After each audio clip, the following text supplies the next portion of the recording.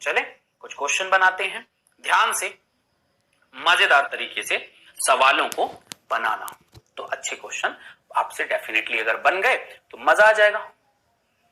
पहला क्वेश्चन, ये क्वेश्चन हो सकता है कुछ एक आध नहीं भी बनाए हो, हम लोग नहीं भी पढ़े फिर भी बनाना। इनमें से कौन प्रोकैरियोटिक कोशिका का उदाहरण है?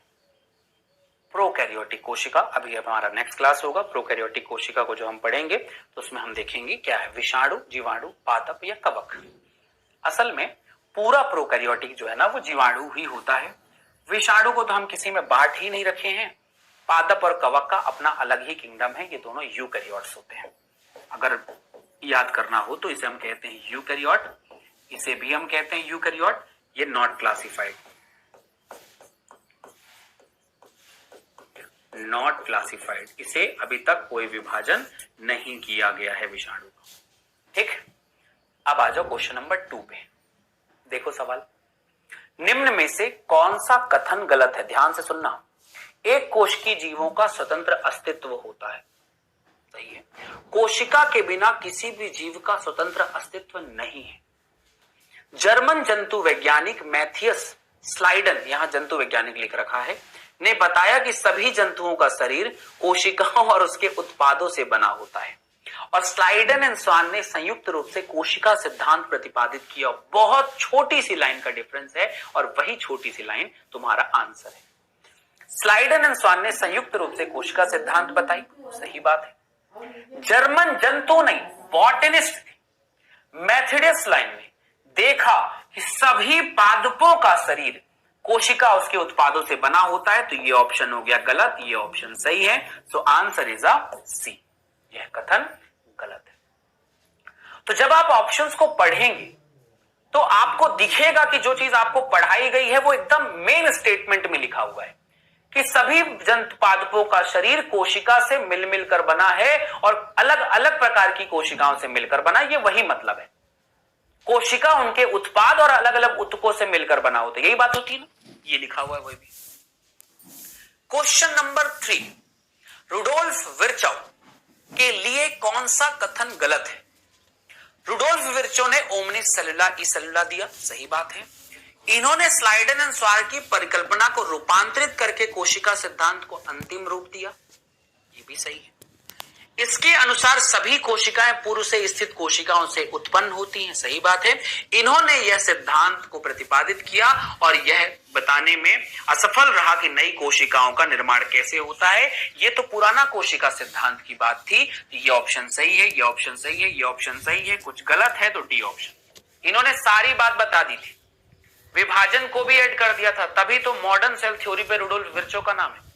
आपसे पूछा जाएगा मॉडर्न सेल थ्योरी किसने दी, तो याद रखना स्लाइडन स्वान की बात भी सही थी, लेकिन रुडोल्फ विर्चो की एक बात और ऐड हो गई उसमें। तो तीनों की बात मिलाकर नया सिद्धांत बना था। कोशिका चौथा नंबर चैप्टर। कोशिका सिद्धांत को आज समझा जा सकता है, किस आधार पर समझा जा सकता है? सभी जीव कोशिका और उसके उत्पादों से बने होते हैं, बिल्कुल सही बात है। सभी कोशिकाएं पहले से उपस्थित कोशिकाओं से, एकदम स्टेटमेंट देख रहे हो ना, यही एनसीईआरटी की लाइन है और यही एनसीईआरटी मैंने तुम्हें पढ़ाई है। एकदम वही लाइन लिखी है जो एनसीईआरटी ने लिख रखी है, मैंने कोई लाइन चेंज नहीं की। और ये क्वेश्चन भी एनसीईआरटी की लाइन से ही उठाकर मैंने यहां पर डाले। सभी कोशिकाएं पहले से उपस्थित कोशिकाओं से उत्पन्न होती हैं, ये भी एनसीईआरटी की लाइन है। पादप और जंतुओं में बिल्कुल समान प्रकार के कोशिकांग पाए जाते हैं, नहीं, गलत है। एक से अधिक विकल्प सही है, मतलब बहुत सारे प्रकार के समान है, जैसे माइटोकॉन्ड्रिया वगैरह है, लेकिन यार साइटोप्लाज्म वगैरह तो नहीं है ना। सभी जीव कोशिका के उत्पादों से बने होते हैं, सही बात है। सभी कोशिकाएं पहले से उपस्थित कोशिकाओं से उत्पन्न होती हैं, लगभग सही कथन है। तीनों ऑप्शन सही हैं। पादप और जंतुओं में भी बिल्कुल समान प्रकार के तो नहीं बोलना चाहिए, लगभग समान प्रकार के हैं। दो ऑप्शन तो बिल्कुल सही लग रहे हैं मुझे, इसलिए आंसर तो डी ही होगा, सी ऑप्शन उतना सही नहीं होगा। क्वेश्चन नंबर 5वें की तरफ में आते हैं। क्वेश्चन नंबर 5वां, सही कथन का चुनाव कीजिए। बताइए कि राइबोसोम कभी भी अंतःप्रद्रवी जालिका से जुड़े नहीं होते हैं। ये बात अभी तो हम इसको खैर पढ़ेंगे, लेकिन फिर भी ऑप्शन 2, राइबोसोम कभी भी अंतःप्रद्रवी जालिका से नहीं जुड़े होते। नहीं बात, जुड़े होते हैं भाई, 11th में तो हमने पढ़ा होगा ना। तारक काय झिल्ली रहित होता है और सामान्यतः पादप कोशिका में पाया जाता है। पादप कोशिका में सेंट्रियोल कभी नहीं पाया जाता। पादप व जंतु दोनों कोशिकाओं में कोशिकीय गतिविधि होती, कोशिका द्रव एक प्रमुख स्थल है, सही बात है। प्रोकैरियोटिक कोशिकाओं में झिल्ली रहित कोशिकांगों के साथ साथ झिल्ली युक्त कोशिकांग भी पाए जाते हैं।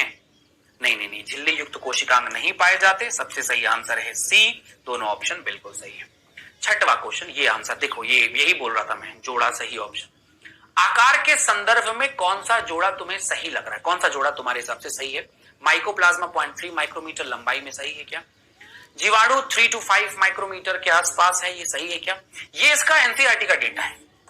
और उसके बाजू में जो डायग्राम बना हुआ है ना, उसमें 1 to 2 माइक्रोमीटर लिखा हुआ, तो यही कॉन्ट्राडिक्टरी हो जाता है बच्चों को, मतलब कई बार कंफ्यूज कर देता है। तो इसलिए थोड़ा सा देख लेना कि थ्योरी में 3 माइक्रोमीटर है, लेकिन जो डायग्राम बना होगा एक डब्बा सा, उसमें 1 to 2 माइक्रोमीटर लिखा हुआ है।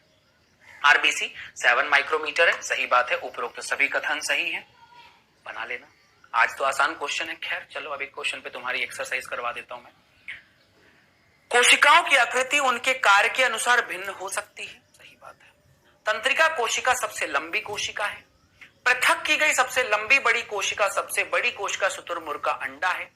नील हरित शैवाल शुकेंद्रीय होता है। क्या ब्लू ग्रीन एल्गी प्रोकैरियोट्स में आता है?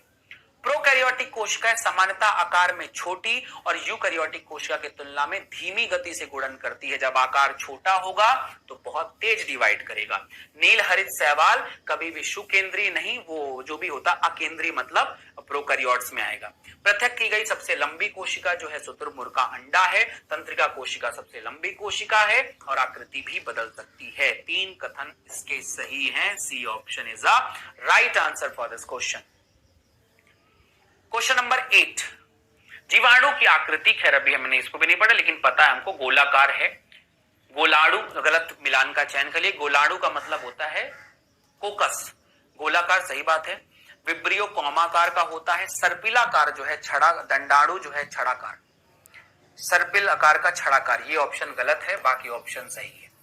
दंडाणु का मतलब होता है रॉड शेप्ड, छड़ाकार है ना, बैसिलस यानी छड़ाकार, सही है ऑप्शन। क्वेश्चन नंबर 9, कोशिका सिद्धांत इन्होंने प्रस्तुत किया था? स्लाइडेन ने, रॉबर्ट हुक ने, ल्यूवेनहॉक ने, मैर्सलो, मेल्पिगिन।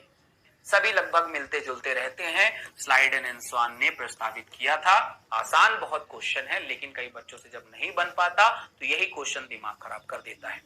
अब इसके बाद आ गया क्वेश्चन नंबर 10, 10वें नंबर का सवाल। ओमने सल्ला ई सल्ला अर्थात कोशिकाएं पूर्ववर्ती कोशिकाओं से ही उत्पन्न होती हैं, किसने दिया था? सभी जानते हैं, रुडोल्फ विर्चाउ। नहीं जा तो बना लेना, रुडोल्फ विर्चाउ। अब आ गए हमारे पास में 11वें नंबर का सवाल, क्वेश्चन नंबर 11। सोचो सवाल को और बनाओ। कोशिका सिद्धांत का अपवाद कौन है? कौन है जो कोशिका सिद्धांत को फॉलो ही नहीं करता होगा? ना अकेले जिंदा रहता है, ना कुछ वायरस, कभी भी कोशिका सिद्धांत को फॉलो नहीं करता है। ठीक, इसके बाद आ गया क्वेश्चन नंबर 12, 12 नंबर का क्वेश्चन देखो।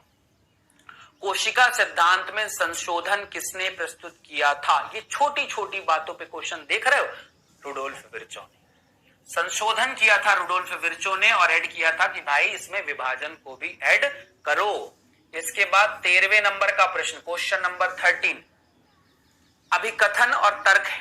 रुडोल्फ विर्चो ने स्लाइडेन द्वारा प्रस्तुत कोशिका सिद्धांत की परिकल्पना में सुधार किया था, सही बात है क्या? कोशिका सिद्धांत के अनुसार सभी कोशिकाएं पहले से मौजूद कोशिकाओं से उत्पन्न होती हैं। क्या ये दोनों बात सही है? ऑप्शन ए बनेगा इसका। आप लोग तो जानते हो ना कि पहला कथन का दूसरा कथन सही है, तो वो ऑप्शन दिया ही रहता है।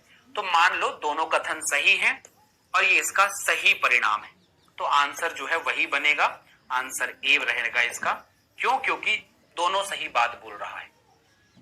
क्वेश्चन 14वां क्वेश्चन आएगा, जिस कोशिकाओं में झिल्ली आबद्ध अंगक होते हैं उन्हें यूकैरियोटिक कहते हैं, और जिन कोशिकाओं में झिल्ली आबद्ध अंगक नहीं होते उन्हें प्रोकैरियोट कहते हैं। ये बात बिल्कुल सही है, दोनों ऑप्शन सही हैं, आंसर ए है। यूकैरियोटिक कोशिका जिसके पास सभी केंद्रक, सभी झिल्लीबद्ध अंगक होते हैं, जिनके पास नहीं होते उन्हें प्रोकैरियोट्स कहते हैं। क्वेश्चन नंबर हमारे पास में आ गया 15 नंबर का सवाल बेटा, 15वें नंबर का सवाल। राइबोसोम झिल्ली अनावेष्टित अंगक है जो केवल प्रोकैरियोटिक कोशिकाओं में पाए जाते हैं। राइबोसोम केवल कोशिका द्रव में, दोनों ऑप्शन रॉन्ग है। राइबोसोम प्रोकैरियोटिक यूकैरियोटिक दोनों में पाए जाते हैं और कोशिका द्रव्य के साथ साथ ये माइटोकॉन्ड्रिया के अंदर भी